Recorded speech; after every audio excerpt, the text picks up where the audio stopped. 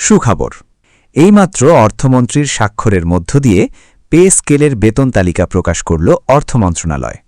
এক ধাপে মূল বেসিকের ৮০% কার্যকর, বাকি ২০% পরবর্তী বাজেটে কার্যকর হবে। বিস্তারিত থাকছে মূল ভিডিওতে। আসসালামু আলাইকুম, কেমন আছেন সবাই? আশা করছি সবাই ভালো আছেন। তো দর্শক, নবম পে স্কেলের আপডেট নিয়মিত পেতে চ্যানেলটি সাবস্ক্রাইব করে ভিডিওতে লাইক দিয়ে সাথেই থাকুন। চূড়ান্ত পে স্কেল কমিটির সুপারিশকৃত নতুন বেতন কাঠামো ও বেতন তালিকায় আজ আনুষ্ঠানিকভাবে স্বাক্ষর করেছেন অর্থমন্ত্রী। অর্থ মন্ত্রণালয় আয়োজিত এক উচ্চ পর্যায়ের রুদ্ধদ্বার বৈঠক শেষে অর্থমন্ত্রীর এই চূড়ান্ত স্বাক্ষরের মধ্য দিয়ে নতুন পে স্কেল বাস্তবায়নের সমস্ত আইনি ও প্রশাসনিক প্রক্রিয়া সম্পন্ন হয়েছে। অর্থমন্ত্রীর স্বাক্ষরের পরপরই অর্থ মন্ত্রণালয় থেকে একটি পূর্ণাঙ্গ প্রজ্ঞাপন জারি করা হয়েছে, যা দেশের সরকারি চাকরিজীবী মহলে এক অভূতপূর্ব আনন্দের জোয়ার নিয়ে এসেছে।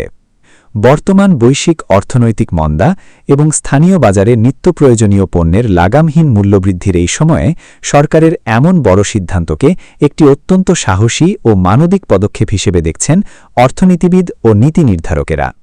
মন্ত্রণালয় থেকে প্রকাশিত বিস্তারিত প্রজ্ঞাপন পর্যালোচনা করে দেখা গেছে, এবারের এ স্কেল একবারে নয়, বরং দুটি সুনির্দিষ্ট ধাপে বাস্তবায়ন করা হবে। প্রজ্ঞাপন অনুযায়ী আগামী ১ জুলাই থেকে প্রথম ধাপের বাস্তবায়ন শুরু হবে। এই প্রথম ধাপে সরকারি কর্মকর্তা ও কর্মচারীদের নতুন নির্ধারিত মূল বেতন বা বেসিকের সিংহভাগ অর্থাৎ সরাসরি ৮০% কার্যকর করা হবে।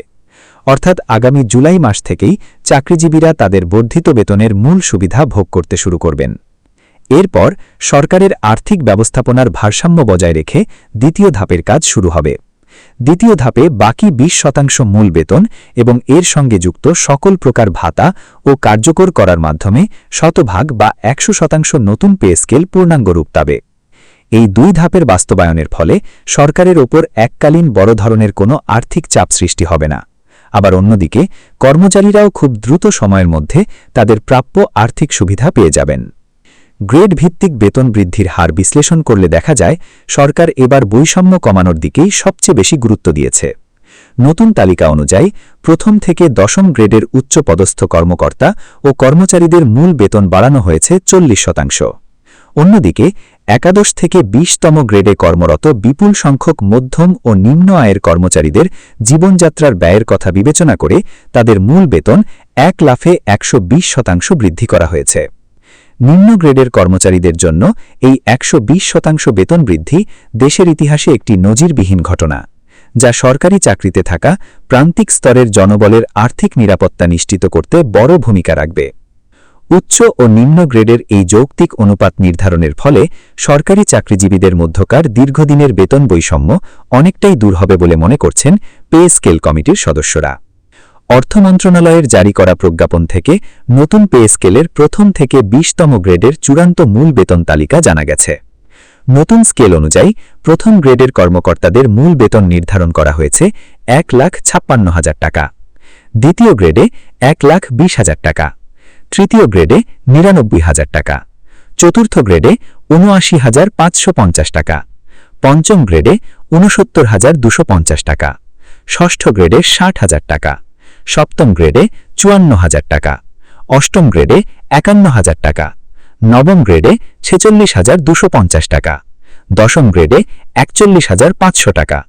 একইভাবে একাদশ গ্রেডে ৩৫,৫০০ টাকা, ১২তম গ্রেডে ৩১,০০০ টাকা, ১৩তম গ্রেডে ২৯,২০০ টাকা, ১৪তম গ্রেডে ২৬,৫৫০ টাকা, ১৫তম গ্রেডে ২৫,৩০০ টাকা, ১৬তম গ্রেডে ২৪,৫০০ টাকা, ১৭তম গ্রেডে ২৩,৮০০ টাকা, ১৮তম গ্রেডে ২২,৪০০ টাকা, ১৯তম গ্রেডে ২১,৯০০ টাকা এবং ২০তম গ্রেডের কর্মচারীদের সর্বনিম্ন মূল বেতন নির্ধারণ করা হয়েছে ২০,৭০০ টাকা।